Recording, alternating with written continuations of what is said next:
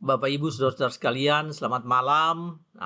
Kita bertemu lagi di dalam renungan pada hari ini tentang hari kenaikan Tuhan Yesus. Dan renungan yang kita akan dengarkan bersama-sama ini terambil dari Kisah Para Rasul, ayat firman Tuhan dari Kisah Para Rasul ayat 6 sampai dengan ayatnya yang ke-11 di bawah perikop Yesus terangkat ke sorga. Saudara sekalian, hari itu di hari terakhir sebelum berpisah dengan murid-muridnya, harusnya pertemuan terakhir ya dalam bentuk fisik secara langsung itu harusnya membawa kesan yang baik. Dan seharusnya tidak boleh ada kekeliruan atau kesalahan. Tapi peristiwa sebelum Yesus naik ke sorga ini, pada peristiwa itu, kalau kita baca di perikop Alkitab, nanti kita akan membacanya, murid-murid membuat sedikit kesalahan dan kekeliruan. Saudara, namun demikian, hari perpisahan itu sangat penting. Ya, hari ketika Yesus terangkat ke sorga. Yesus kembali menyatakan tugas dan tanggung jawab murid-muridnya di hari itu. Jadi sebelum Yesus kembali, Yesus menyampaikan murid-murid atau menegaskan kembali mengenai tugas dan tanggung jawab mereka. Selain itu, saudara-saudara sekalian, murid-murid ya mereka menyampaikan pertanyaan-pertanyaan kepada Yesus yang sebetulnya menunjukkan bahwa mereka adalah manusia, kelemahan. Mereka masih memiliki kelemahan. Namun demikian, meskipun mereka memiliki kelemahan, kepercayaan yang diberikan Yesus kepada mereka itu begitu besar untuk menjadi saksi Tuhan di seluruh dunia ini. Nah, saudara-saudara sekalian, kita pun memiliki tanggung jawab yang sama ya, tanggung jawab untuk menjadi saksi bagi Kristus. Kita ada banyak kelemahan, kita membuat beberapa kekeliruan atau kesalahan dalam kehidupan kita. Namun kita punya tanggung jawab ya untuk menjadi saksi-saksi Kristus di tengah-tengah dunia ini. Bapak, Ibu, saudara-saudara sekalian, hari ini kita akan melihat bahwa momentum yang penting itu, yaitu hari ketika Tuhan Yesus naik ke sorga itu, ya adalah hari yang istimewa. Dan biasanya kalau seseorang bertemu dengan teman-temannya atau dengan bawahannya atau dengan orang yang dia percaya, dan sebelum berpisah, pasti hari perpisahan itu menjadi begitu penting. Sesuatu yang selalu harus diingat dan sebagai manusia ya kita biasanya berusaha supaya berkesan dan tidak ada salah, tidak ada kekeliruan. Namun saudara-saudara sekalian, kita akan melihat bahwa dalam pertemuan terakhir secara langsung in person antara Yesus dengan murid-muridnya sebelum Yesus terangkat ke surga, di sana ada beberapa hal kecil yang membuat firman Tuhan menjelaskan tentang itu. Lukas mencatat itu dalam Kisah Rasul dan seharusnya itu menjadi pembelajaran bagi kita. Ya, bagi kita saat ini itu menjadi pembelajaran bahwa kita juga membuat kekeliruan, kita membuat kesalahan pada saat momentum-momentum yang sangat penting. Namun demikian, tanggung jawab kita untuk tetap sebagai murid-murid Tuhan, sebagai saksi Kristus itu tetap melekat di dalam kehidupan.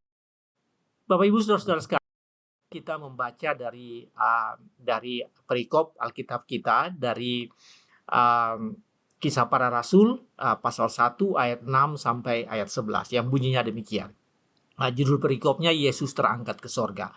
Maka bertanyalah mereka yang berkumpul di situ. Ya, mereka yang berkumpul di sini adalah murid-murid atau di dalam perikop kita ini disebut dengan orang Galilea.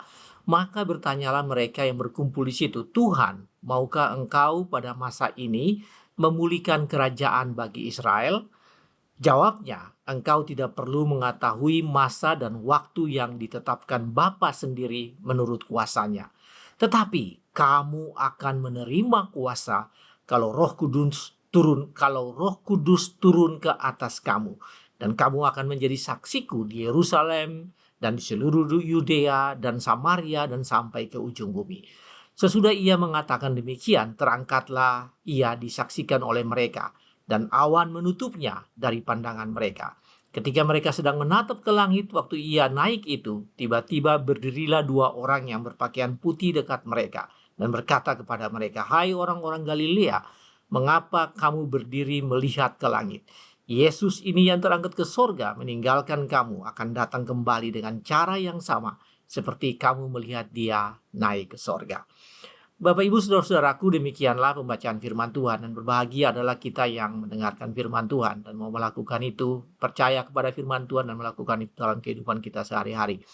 Saudara-saudara sekalian, ada seperti tadi saya katakan bahwa momentum yang indah itu adalah harusnya menjadi momentum yang berkesan, dan memang momentum ini berkesan. Tuhan Yesus bertemu dengan murid-murid di Bukit Zaitun, yang jaraknya dari Yerusalem disebutkan seperjalanan Sabat, ya, jadi tidak terlalu jauh. Nah, dan kemudian momentum ini ada pesan-pesan dari Tuhan Yesus kepada murid-murid. Namun percakapan-percakapan yang terjadi antara Yesus dengan murid-muridnya ini memberikan pengajaran bagi kita bahwa sebetulnya ada ya yang dilakukan atau hal-hal yang keliru yang dilakukan oleh murid-murid pada peristiwa atau momentum yang penting itu. Nah, saya mencatat saudaraku ada 3 kesalahan atau kekeliruan murid-murid. Yang pertama itu terambil dari ayat 6 dan ayat 7. Dan kesalahan itu yaitu bahwa murid-murid ingin mengetahui waktu dan masa Allah menyatakan kehendaknya. Jadi mereka ingin mengetahui waktu dan masa. Ya, saya menggunakan kalimat itu karena memang dikatakan dalam ayat 1 ayat 6 dan ayat 7, pasal 1 ayat 6 dan ayat 7. Saya baca sekali lagi. Maka bertanyalah mereka yang berkumpul di situ, "Tuhan, maukah Engkau pada masa ini memulihkan kerajaan bagi Israel?" Kemudian jawabnya, "Engkau tidak perlu mengetahui masa dan waktu yang ditentukan Bapa sendiri menurut kuasanya." Nah, saudara-saudaraku, murid-murid pada momentum yang begitu penting itu, murid-murid menanyakan kepada Tuhan Yesus, maukah Yesus pada hari ini, pada masa ini, memulihkan kerajaan bagi Israel? Tetapi kemudian Yesus mengatakan, dan ini seperti sesuatu yang menegur dengan keras murid-muridnya. Ya, Yesus mengatakan begini, "Engkau tidak perlu mengetahui masa dan waktu yang ditetapkan oleh Bapa sendiri menurut kuasanya." Nah, saudara-saudara sekalian, murid-murid bertanya sesuatu yang sebetulnya tidak perlu mereka ketahui. Ya, jadi mereka bertanya, kapan sih waktu dan masa Tuhan? Tuhan menyatakan kehendaknya bagi Israel, dalam hal ini memulihkan Israel. Dan mereka tanya kapan? Kapan waktu itu Tuhan? Ya, seolah-olah mereka membayangkan bahwa waktunya itu sekarang, ya, sehingga mereka bertanya seperti itu. Tapi Tuhan menjawab seperti tadi bahwa engkau tidak perlu mengetahui bahwa Tuhanlah yang mengatur masa atau saatlah yang mengatur waktu. Saudara-saudara, Bapak Ibu sekalian, mengapa murid-murid bertanya? Ya, mengapa murid-murid bertanya tentang hal ini? Mereka, kalau Anda perhatikan, memperhatikan konteks aspek-aspek kontekstual pada saat itu, mereka dalam suasana yang begitu gembira, super excited. Mereka sangat bergembira karena baru dari peristiwa yang duka cita, lalu kemudian mereka menyaksikan bertemu dengan Kristus dalam kebangkitannya, dan kemudian saatnya itu mereka bertemu dengan Yesus di hari ini, ya saatnya Yesus naik ke surga. Jadi mereka dalam suasana yang senang, seperti suatu kemenangan besar bagi mereka, bahwa mereka sudah keluar dari masalah-masalah dan yang berat itu. Dan kemudian karena super excited itu, mereka bertanya sesuatu yang tidak seharusnya mereka bertanya. Jadi mereka menyanyikan sesuatu yang seolah-olah berlebihan. Sehingga Yesus bisa mengatakan, engkau tidak perlu mengetahui masa dan waktu yang ditentukan Bapa sendiri menurut kehendaknya. Bapak Ibu saudara-saudara sekalian, memang ini sangat penting ya, bahwa kita tidak ada banyak hal yang kita perlu tahu ya, dan memang itu tercatat di dalam Alkitab saat ini, dan kita perlu tahu apa sih yang diinginkan Tuhan, suara hati Tuhan bagi kehendaknya bagi kita yang tercatat dalam Alkitab. Tapi ada banyak hal tentang Tuhan, begitu banyak hal tentang Tuhan yang tidak kita tahu dan tidak perlu kita tahu. Yang diperlukan dari kita yaitu hanya kita percaya. Kita nggak mungkin mengetahui segala sesuatu yang sudah Tuhan pikirkan, Tuhan rancangkan, Tuhan mendesain, Tuhan membuat itu. Tuhan merencanakan itu bagi umat manusia, bagi kita orang-orang percaya. Jadi kita hanya percaya kepada Tuhan dan kita tidak perlu mengetahui lebih banyak dari apa yang seharusnya tidak harus kita ketahui. Jadi itu persoalan besar bagi kita. Manusia ini kan kita punya keinginan untuk mengetahui banyak. Sampai keluar hal-hal yang tidak perlu kita tahu, kita harus menerima itu dengan iman. Dan kita tidak perlu bertanya dari Tuhan, mengapa, kapan, saatnya. Pertanyaan-pertanyaan itu sering kita lakukan. Saudara, salah Alkitab yang sangat bijaksana ya, dan katanya Alkitab berkata bahwa di dunia ini tidak ada yang lebih orang yang bijaksana lebih daripada dia, dan dia adalah Raja Salomo. Bahkan Salomo sebagai orang yang paling berhikmat di dunia ini pun tidak bisa memahami ya, tidak bisa memahami pekerjaan Allah.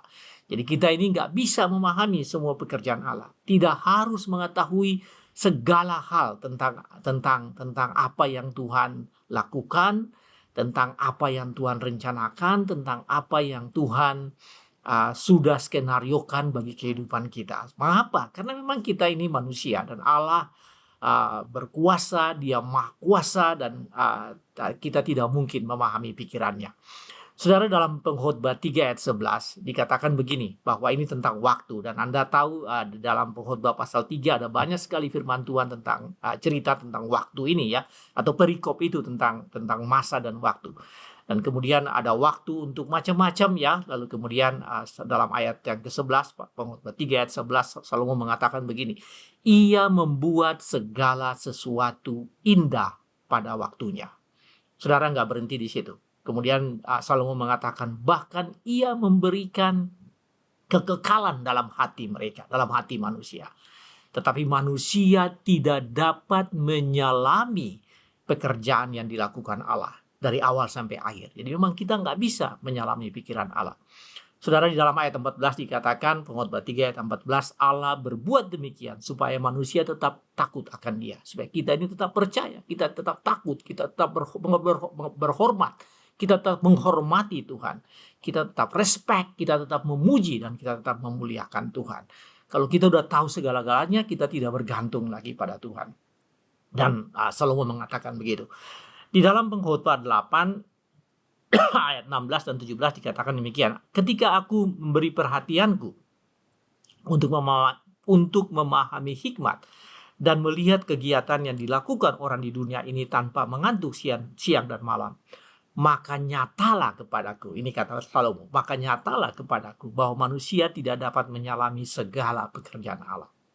Jadi Salomo memperhatikan ada orang yang tanpa mengantuk siang dan malam berusaha untuk memahami, berusaha untuk melakukan banyak hal. Tetapi Salomo tidak pada kesimpulan bahwa manusia di dalam semuanya itu, manusia tidak dapat menyelami segala pekerjaan Allah dan apa yang dilakukannya di bawah matahari ini. Bapak Ibu sekalian, apa artinya firman ini bagi kita? Anda mungkin sedang bergumul dengan persoalan berat dan bertanya pada Allah, kapan sih?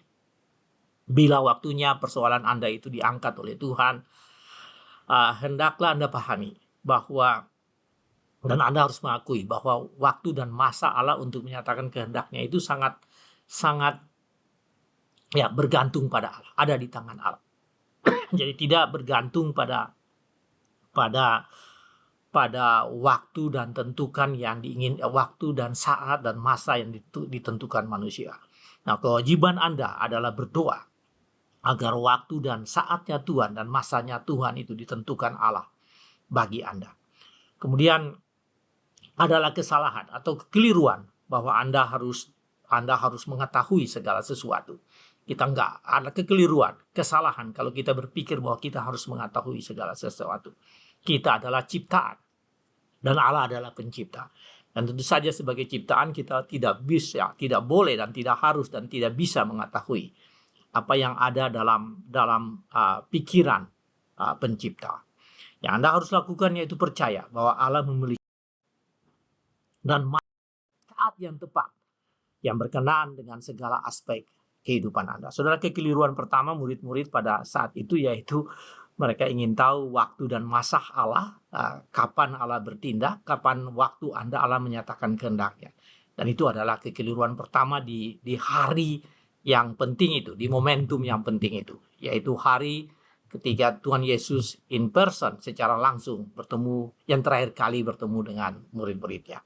Saudara, kekeliruan kedua yaitu murid-murid ini hanya berpikir tentang keselamatan bangsanya sendiri. Jadi mereka hanya berpikir tentang Israel. Dan saudara, ayat itu terambil dari ayat yang kita baca tadi. Dikatakan begini, Tuhan maukah engkau pada masa ini memulihkan kerajaan bagi Israel? Saudara, Tuhan Yesus menjawab begini, tetapi kamu akan menerima kuasa kalau Roh Kudus turun ke atas kamu, dan kamu menjadi saksiku di Yerusalem, di seluruh Yudea dan Samaria sampai ke ujung bumi. Saudara, murid-murid hanya berpikir tentang keselamatan Israel.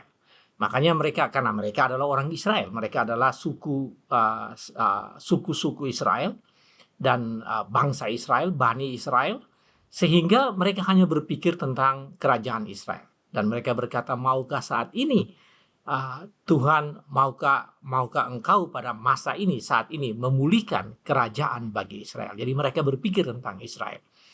Mereka berpikir tentang Israel, mereka berpikir tentang Galilea dan tentu tentang Yerusalem.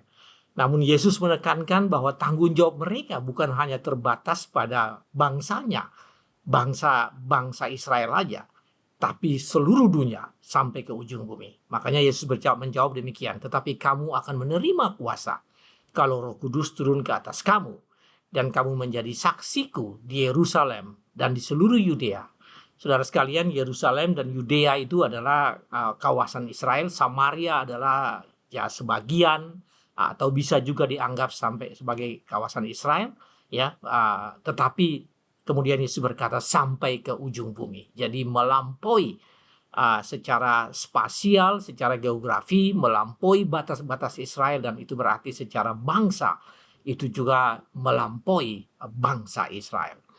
Saudara, jawaban Yesus kepada murid-muridnya demikian, ya. Ketika ditanya, maukah engkau memulihkan kerajaan bagi Israel? Ya, Yesus menjawab, tetapi, ya, tetapi ada frasa atau kata tetapi di sana. Tetapi kamu akan menerima kuasa kalau Roh Kudus turun ke atas kamu. Dan karena itu kamu menjadi saksiku di Yerusalem, seluruh Yudea, Samaria sampai ke ujung bumi. Dan saudara, kalau Anda memperhatikan ini menggambarkan begini, bahwa ada satu tesis yang disampaikan atau satu pertanyaan yang disampaikan oleh murid-murid, bahwa mereka ingin kerajaan Israel itu dipulihkan. Tetapi Yesus menjawab dengan kata tetapi, ya. Akan tetapi Yesus menjawab dengan sesuatu yang antitesis. Ya, Yesus katakan, tetapi kamu tidak boleh hanya berpikir tentang Israel. Karena kamu akan menjadi saksi di Yerusalem, di Yudea, Samaria, lebih luas lagi, yang sebagian besar ada orang Yahudi di situ, atau orang Yahudi yang sudah bercampur baur di situ dengan orang-orang lain, tetapi sampai ke ujung bumi. Ya, artinya semua bangsa.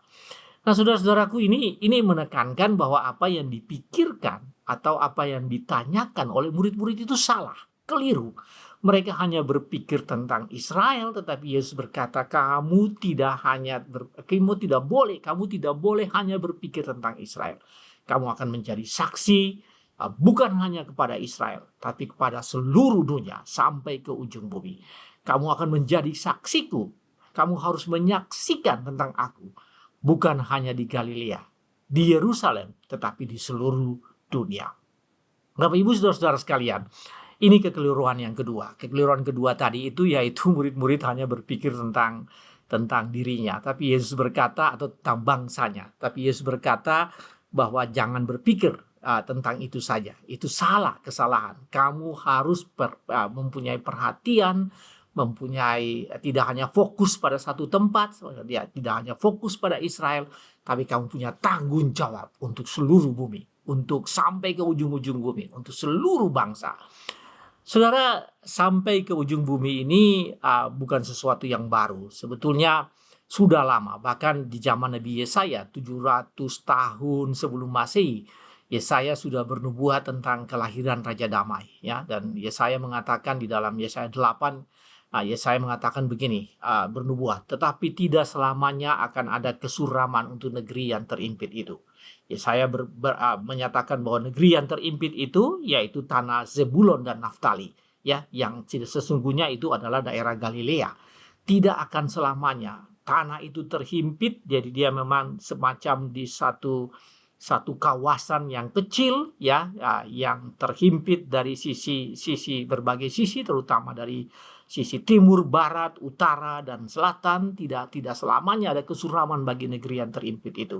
Tanah Sebulun, kalau sebelumnya Tuhan merendahkan tanah Sebulon dan Naftali, maka di kemudian hari ia akan memulihkan jalan ke laut. Nah ini, kalau sebelumnya hanya Galilea ini, Sebulon dan Naftali ini seperti tidak ada apa-apanya, maka di kemudian hari Tuhan akan memulihkan jalan ke laut, daerah seberang sungai Yordan, wilayah bangsa-bangsa lain. Jadi sejak Yesaya sudah bernubuat bahwa dari Zebulon dan Naftali, dari Galilea, maka Tuhan akan memulihkan Galilea. Tuhan akan memuliakan jalan ke laut sampai ke Yordan, seberang sungai Yordan, dan sampai ke wilayah bangsa-bangsa lain. Dengan kata lain, saudara sekalian, sejak zaman Yesaya sudah bernubuat bahwa kelahiran Raja Damai itu, Tuhan Yesus Kristus, akan memuliakan bangsa-bangsa di dunia ini, dan kabar sukacita Injil keselamatan itu, keselamatan yang ditawarkan oleh Tuhan itu bukan hanya milik Galilea, bukan hanya milik Yerusalem, tapi milik seluruh bangsa di dunia ini. Saudara, apa ini artinya bagi kita? Bagi kita bahwa Anda harus pahami dan bertanggung jawab bahwa kabar baik, the good news, keselamatan atau karya restorasi spiritual Kristus bukan hanya milik bangsa tertentu, bukan hanya milik bangsa Israel, tapi juga milik Anda. Dan bukan hanya milik Anda, tetapi juga milik semua bangsa di dunia ini. Sebab itu Anda harus menyaksikannya. Anda punya tanggung jawab untuk menyaksikannya. Dikatakan kamu akan menerima kuasa kalau Roh Kudus turun ke atas kamu. Dan sebagai orang percaya Anda punya tanggung jawab. Adalah salah kalau Anda berpikir bahwa keselamatan itu atau Tuhan yang memulihkan itu, pemulihan atau restorasi yang dilakukan oleh Tuhan itu hanya terbatas pada diri kita saja, pada orang-orang kita saja. Itu salah. Tuhan melakukan itu, restorasi itu, dan kesempatan itu dibuka kepada semua orang. Dan menjadi tanggung jawab Anda untuk memberitakan, menyaksikan itu ke seluruh dunia, kepada semua orang. Karena itu saudaraku, saya sebutkan sekali lagi, adalah satu kekeliruan apabila Anda tidak menyaksikan kasih karya Kristus. Menjadi saksi, Anda harus menjadi saksi dengan cara Anda masing-masing, di tempat Anda masing-masing, kepada lingkungan di sekitar Anda, kepada semua orang di sekitar Anda.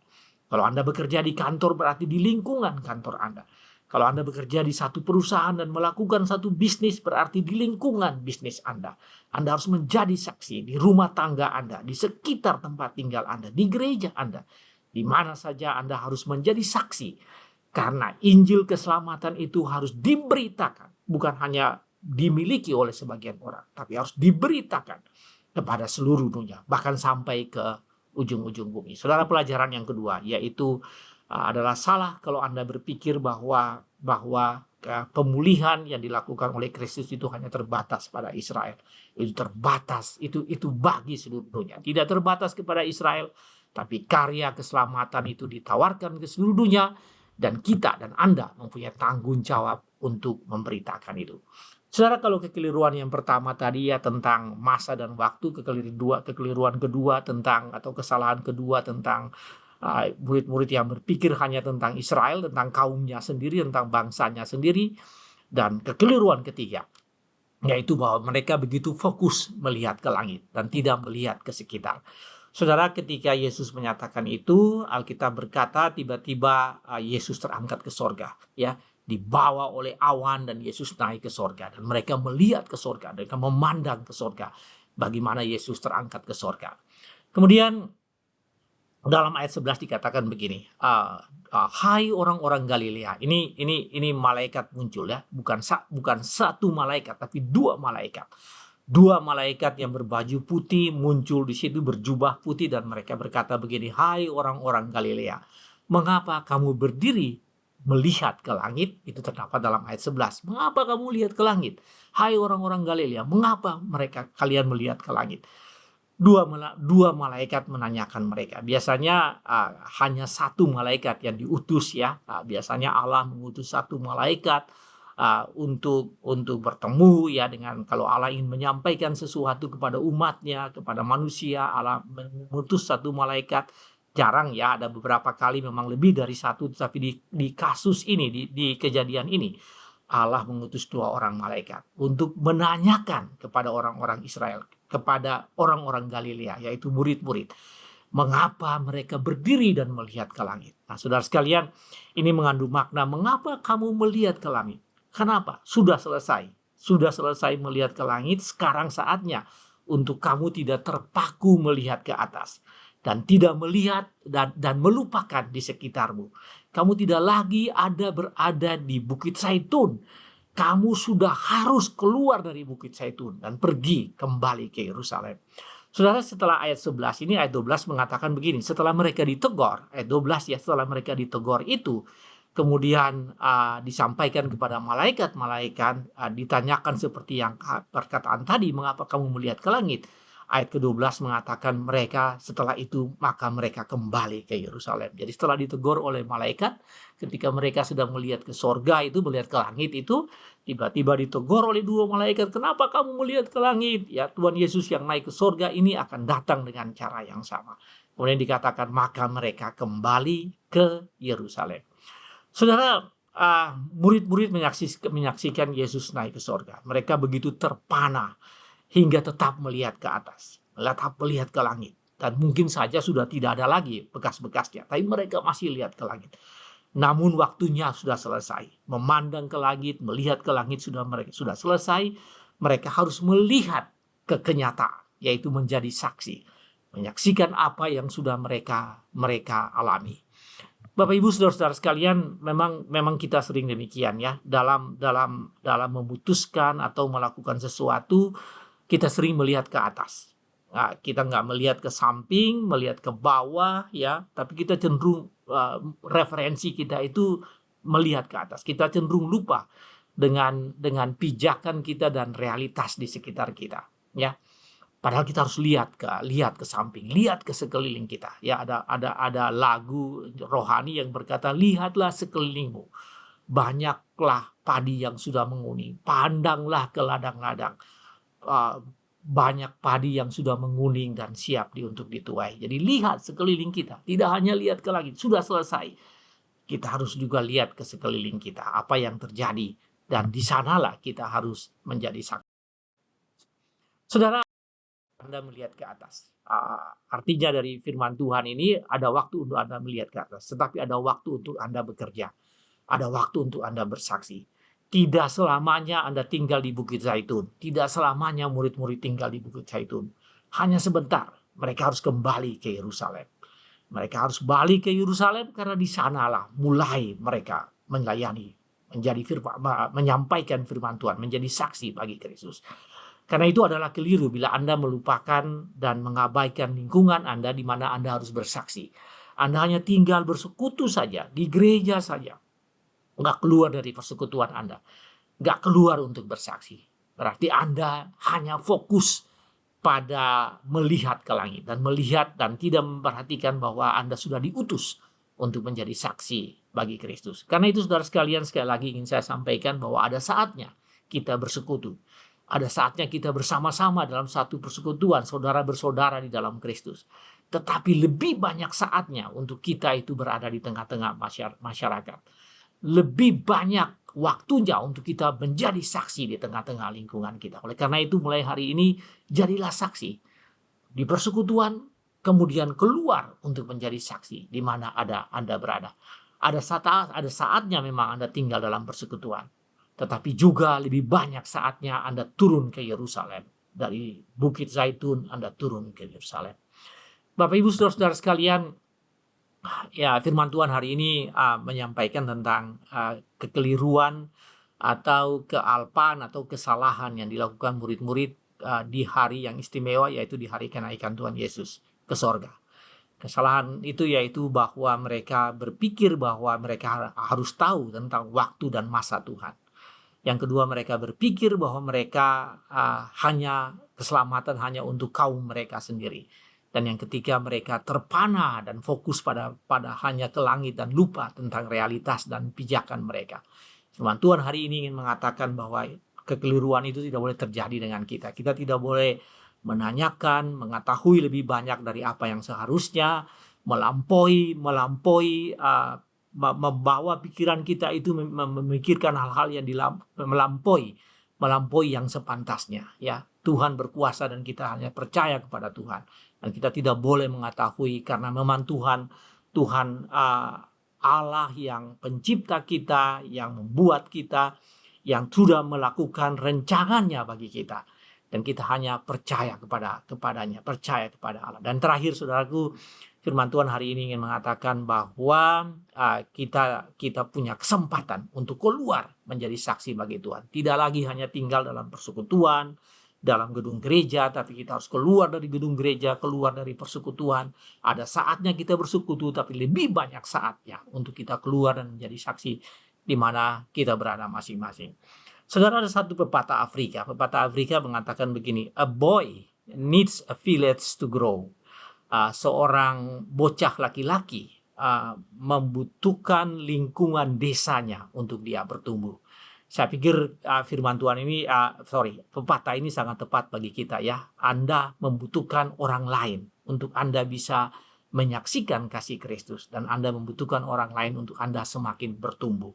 Anda memang bertumbuh di dalam gereja, tapi Anda akan semakin kuat apabila Anda bertumbuh di tengah-tengah lingkungan yang menjadi saksi, berada di lingkungan yang begitu banyak tantangannya. Di sana Anda akan makin bertumbuh. A boy needs a village to grow. Atau seorang bocah laki-laki membutuhkan desa untuk dia bisa bertumbuh. Demikian pula Anda sebagai seorang Kristen membutuhkan lingkungan Anda, membutuhkan tempat Anda bersaksi untuk Anda bertumbuh di dalam iman Anda. Selamat hari kenaikan Tuhan Yesus ke surga. Tuhan berkati Anda semua. Amin.